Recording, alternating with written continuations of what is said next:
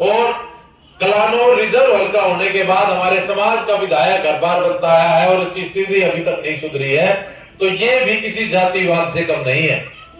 हम अक्सर कहते हैं कि दूसरे समाज के लोगों ने हमारे साथ जातिवाद किया।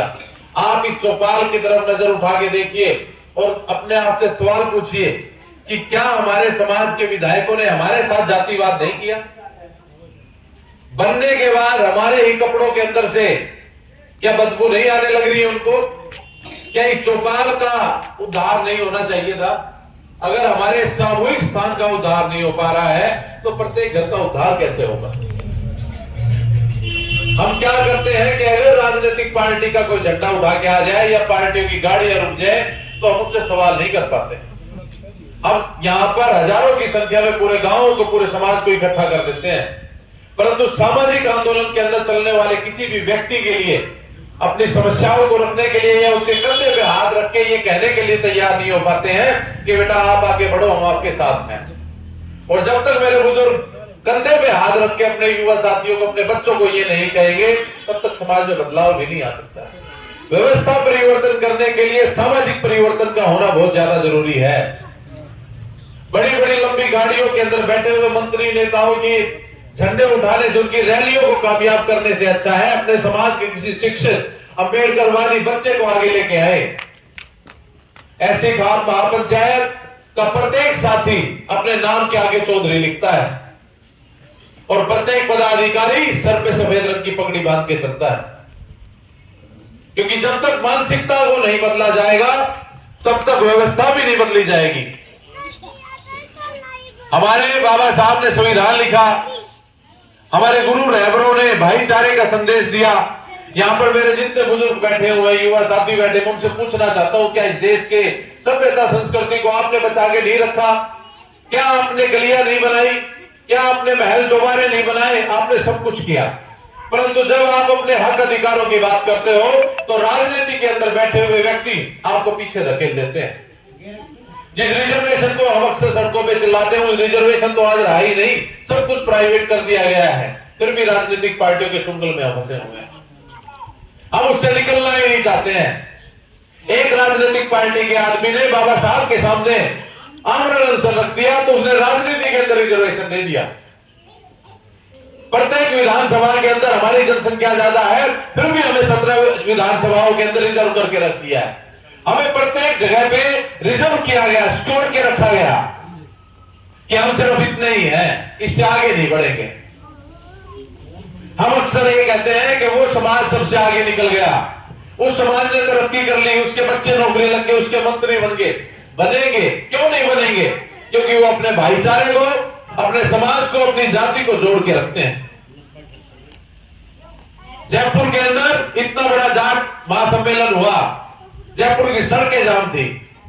अगर वो सड़कें जाम करने में सक्षम है तो अपने समाज को भी ऊपर उठाने में सक्षम है। हमें दूसरों से सीखने की जरूरत है। हम क्यों नहीं इकट्ठा होते हैं? जैसा कि मंजीत भाई ने बताया कि भाई का क्या नाम बताया जो साथ थे राजपूत समाज से, देशराज जी।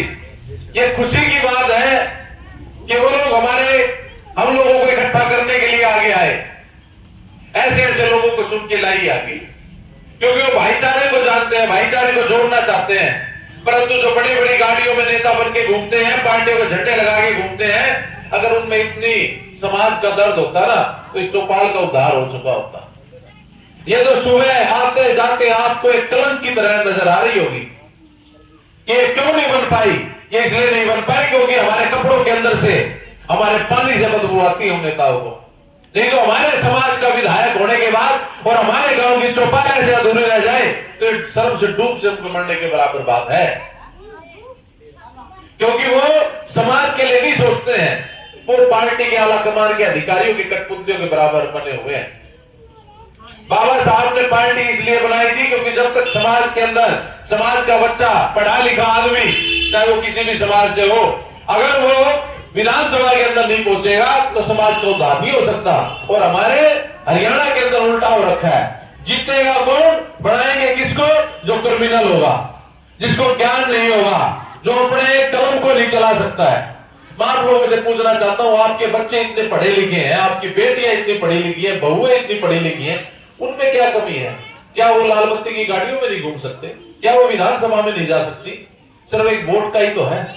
चुनाव के अंदर आप चाहे तो एक भी पैसा खर्च ना हो किसी भी साथी का, सिर्फ उसको गांव में चल के आना है, अपने समाज को इकट्ठा करना है, गांव को इकट्ठा करना है, सिर्फ उसके विचारों को सुनना है और विचारों के ऊपर वोट दीजिए, ना कि नोटों के ऊपर वोट दीजिए, दारू की पेटियों पे वोट दीजिए। मंजीत भाई ने कहा कि हम किसी पार्टी का समर्थन नहीं करते और ना ही वोट मांगने आए हैं, ये हकीकत है। ऐसी खाप महापंचायत किसी पार्टी का प्रचार नहीं करती और ना ही वोट मांगने आए हैं, परंतु वोट किसको देनी है ये तो समझा सकते हैं।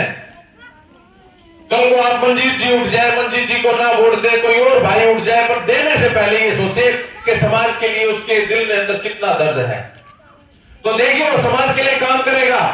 किसी के भंडारे मत खाइए, किसी के झंडे मत उठाइए, किसी की दारू मत पीजिए, किसी के नोटों में मत बिकिए, सिर्फ उससे कहिए भाई वोट दे देंगे काम भी लेवांगे। फिर देखिए चौपाले भी अच्छे से बढ़ेगी, गांवों के अंदर जितनी ग्रांटें आनी चाहिए वो ग्रांटें भी आएंगी, आपके बच्चों को रोजगार भी मिलेगा। परंतु ये जो एक बार बढ़ के दादा लाई उसने बना ले हैं सीट ने,